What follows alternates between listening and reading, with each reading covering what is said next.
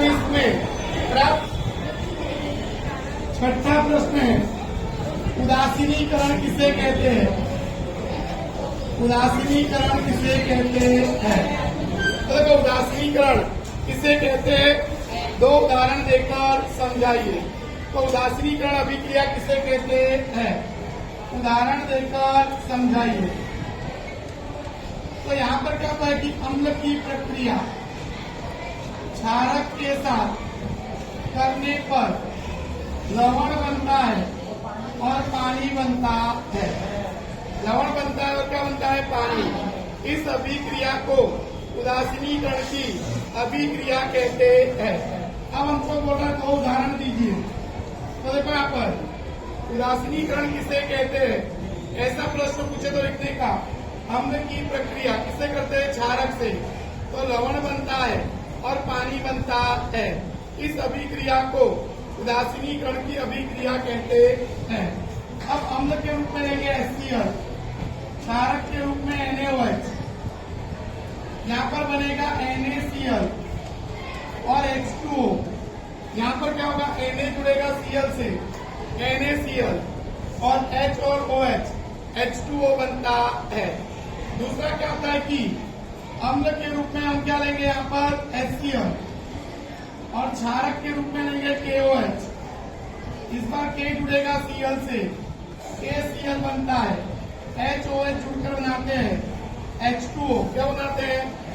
तो हमको ऐसा प्रश्न पूछेगा, उदासीनीकरण अभिक्रिया किसे कहते हैं, दो उदाहरण देकर समझाइए। तो अम्ल की प्रक्रिया क्षारक के साथ करने पर लवण बनता है और पानी बनता है। इस अभिक्रिया को उदासीनीकरण की अभिक्रिया कहते हैं। फिर आपको दो उदाहरण लिख देने हैं। सातवां प्रश्न है, अंतर दीजिए, अंतर दीजिए। अब अंतर कभी भी बोले तो हमको बराबर आमने सामने लिखना होता है। पहला है वायवीय श्वसन और अवायवीय श्वसन। अवायवीय श्वसन, वायवीय श्वसन और अवायवीय श्वसन। वायवीय श्वसन किसको कहते हैं, तो ऑक्सीजन की उपस्थिति में होने वाले श्वसन को वायवीय श्वसन कहते हैं। ऑक्सीजन की उपस्थिति में होने वाले श्वसन को वायवीय श्वसन कहते हैं। ऑक्सीजन की अनुपस्थिति में होने वाले श्वसन को अवायवीय श्वसन कहते हैं। वायवीय श्वसन की प्रक्रिया के अंत में, वायवीय श्वसन के अंत में कार्बन डाइऑक्साइड और पानी बनता है। अवायवीय श्वसन के अंत में बनता है एथेनॉल, एथेनॉल, कार्बन डाइऑक्साइड और लैक्टिक अम्ल बनता है, लैक्टिक अम्ल बनता है। तीसरा हम अंतर लिखेंगे, वायवीय श्वसन के अंत में 38 ATP ऊर्जा उत्पन्न होती है और इसमें अंत में 2 ATP ऊर्जा उत्पन्न होती है, 2 ATP ऊर्जा उत्पन्न होती है। अच्छा, वायवीय श्वसन की प्रक्रिया, वायवीय श्वसन की प्रक्रिया कहाँ पर होती है, कोशिका द्रव्य में, कोशिका द्रव्य में और माइटोकॉन्ड्रिया में होती है। कोशिका द्रव्य में क्या होती है, माइटोकॉन्ड्रिया में।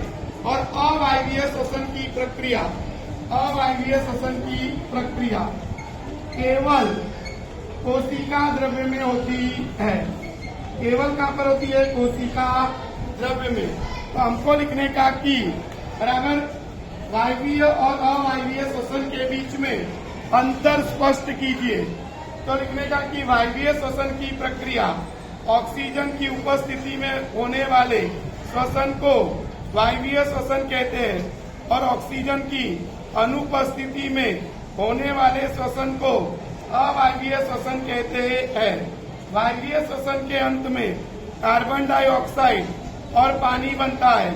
अवायवीय श्वसन के अंत में एथेनॉल, कार्बन डाइऑक्साइड और लैक्टिक अम्ल बनता है।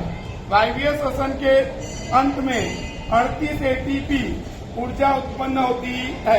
अवायवीय श्वसन के अंत में 2 एटीपी ऊर्जा उत्पन्न होती है। वायवीय श्वसन की प्रक्रिया कोशिका द्रव्य में और माइटोकॉन्ड्रिया में होती है और अवायवीय श्वसन की प्रक्रिया केवल कोशिका द्रव्य में होती है। अगला हमारा प्रश्न है प्रश्न नंबर 8।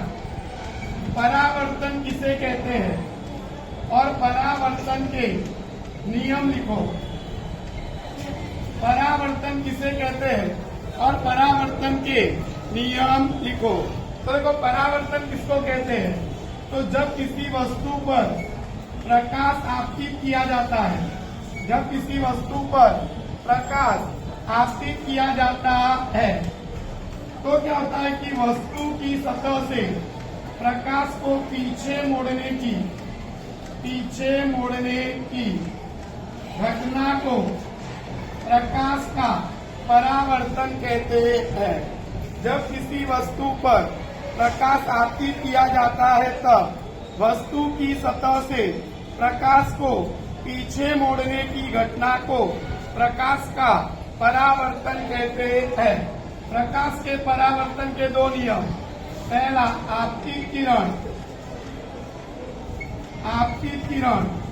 परावर्तित किरण और अभिलंब तीनों एक ही तल में होते हैं, एक ही समतल में होते हैं। आपतित किरण, परावर्तित किरण और अभिलंब तीनों एक ही तल में होते हैं।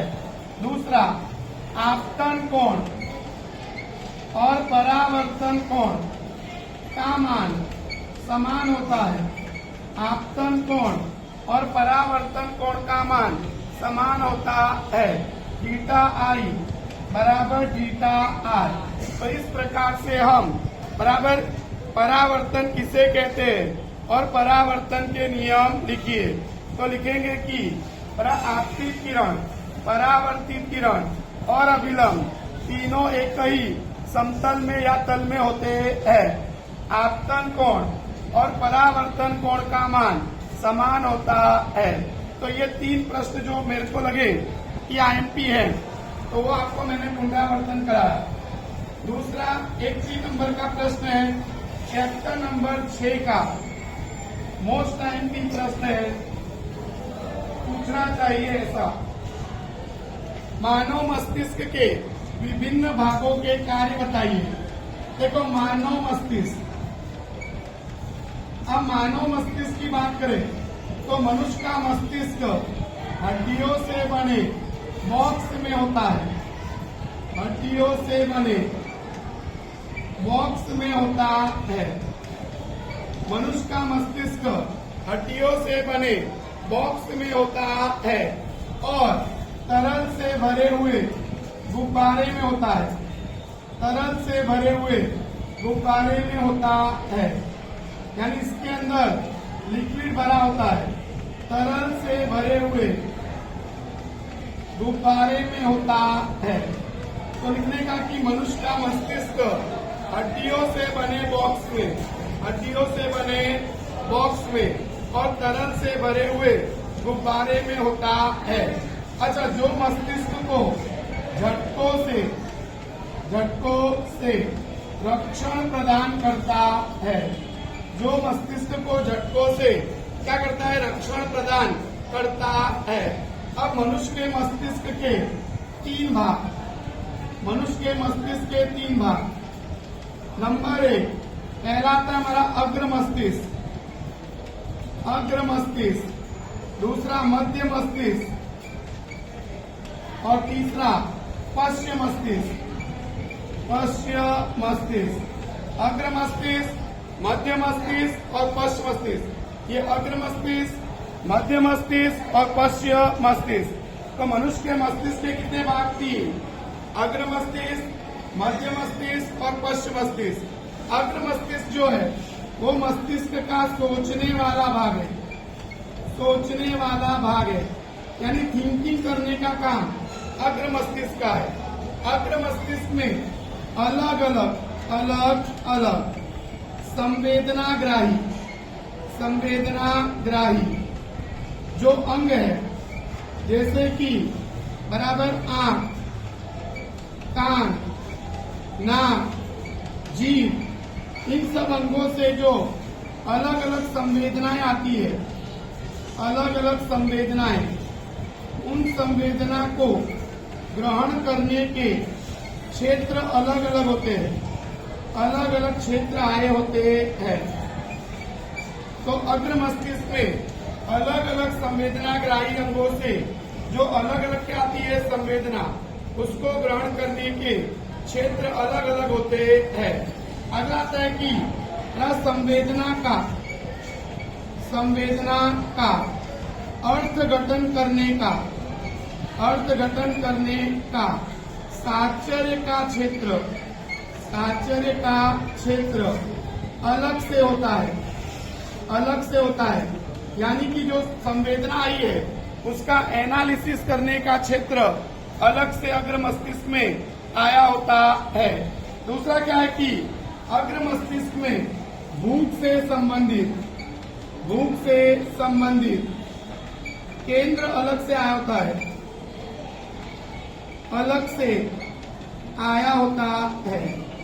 भूख से संबंधित केंद्र अलग से आया होता है। तो अग्र मस्तिष्क के बारे में पूछे तो ये 4 पॉइंट आपको लिखने हैं। अग्र मस्तिष्क का सोचने वाला क्या है भाग है।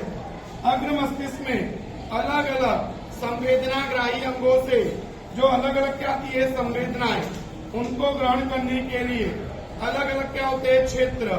अग्र मस्तिष्क में संवेदना का अर्थघटन करने का साचर्य का क्षेत्र अलग से होता है।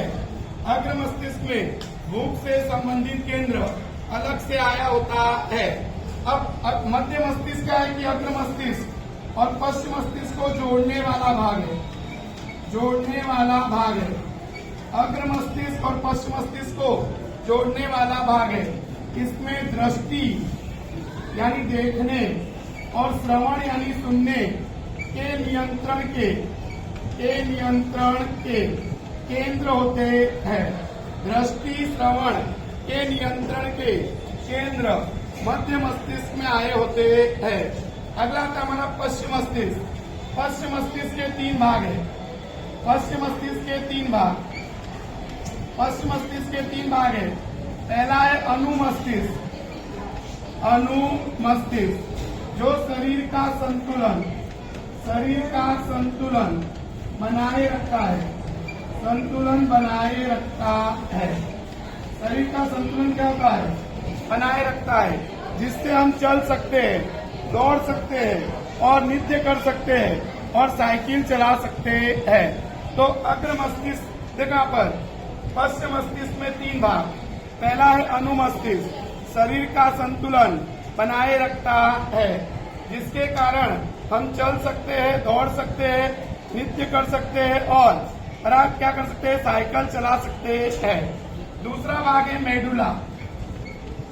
मेडुला को बोलते हैं लंब मज्जा। क्या बोलते हैं? लंब मज्जा। लंब मज्जा जो है इसमें अनैच्छिक क्रियाओं के नियंत्रण के केंद्र होते हैं। अनैच्छिक क्रियाओं के नियंत्रण के क्या होते हैं? केंद्र। जैसे कि हिचकी, खांसी, छींक, उल्टी और हृदय की धड़कन के नियंत्रण के केंद्र आए होते हैं। मेडुला में क्या होता है? मेडुला का दूसरा नाम है लंब मज्जा। इसमें अनैच्छिक क्रियाओं के नियंत्रण के क्या होते हैं? केंद्र। हिचकी, खांसी, छींक, उल्टी और हृदय की धड़कन के नियंत्रण के केंद्र आए होते हैं। अगला आता हमारा पॉन्स यानी सेतु। सेतु का काम है अनुमस्तिष्क को मध्यस्थ तंत्रिका तंत्र से क्या करता है? जोड़ता है।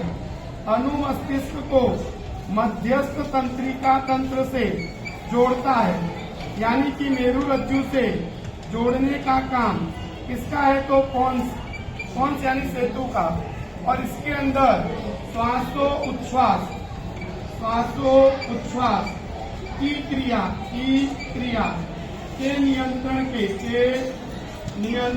के केंद्र होते हैं। श्वासोच्छ्वास की क्रिया के नियंत्रण के क्या होते हैं? केंद्र।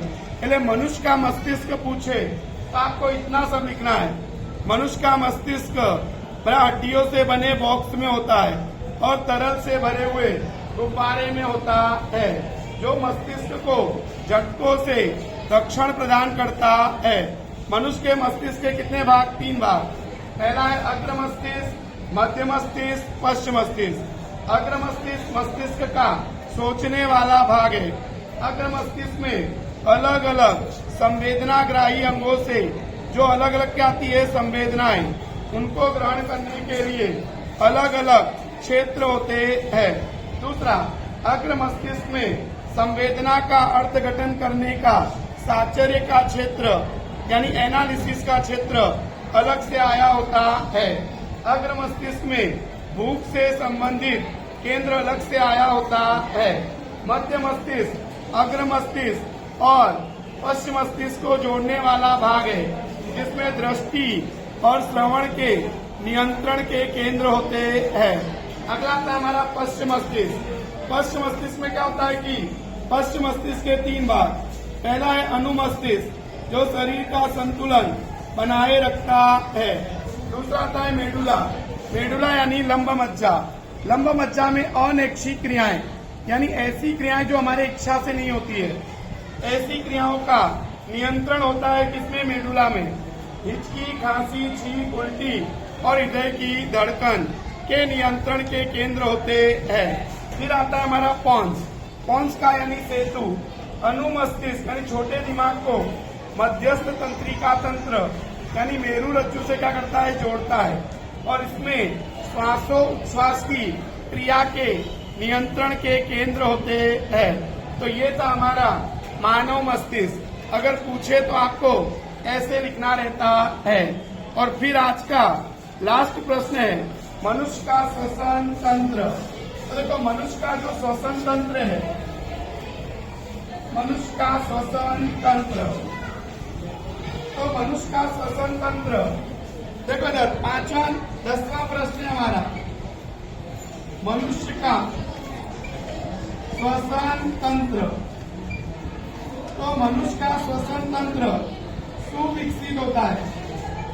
मनुष्य का श्वसन तंत्र सुविकसित होता है। मनुष्य का श्वसन तंत्र सुविकसित होता है।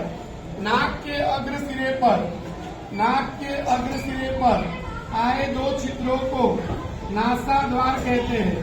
नाक के अग्र सिरे पर आए 2 छिद्रों को नासाद्वार कहते हैं।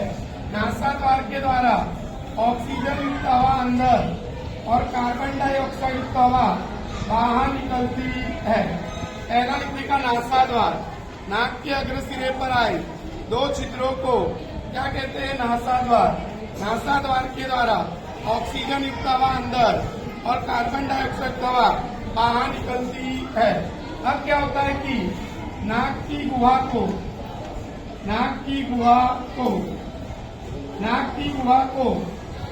नासा मार्ग कहते हैं। नासा मार्ग कहते हैं। ये तो हमारे ये क्या है? नासा छिद्र। और ये जो है वो नासा मार्ग है। नाक की गुहा को क्या बोलते हैं? नासा मार्ग। ये नासा मार्ग में क्या होता है कि महीन बाल होते हैं और श्लेष्म नामक चिकना पदार्थ होता है। श्लेष्म नामक चिकना पदार्थ होता है। नासाद्वार के द्वारा जो हवा अंदर प्रवेश करती है, उसमें जो धूल के कण होते हैं और जीव जंतु वो यहीं पर चिपक जाते हैं, अंदर प्रवेश नहीं करते। नासा मार्ग से केवल छनी हुई शुद्ध हवा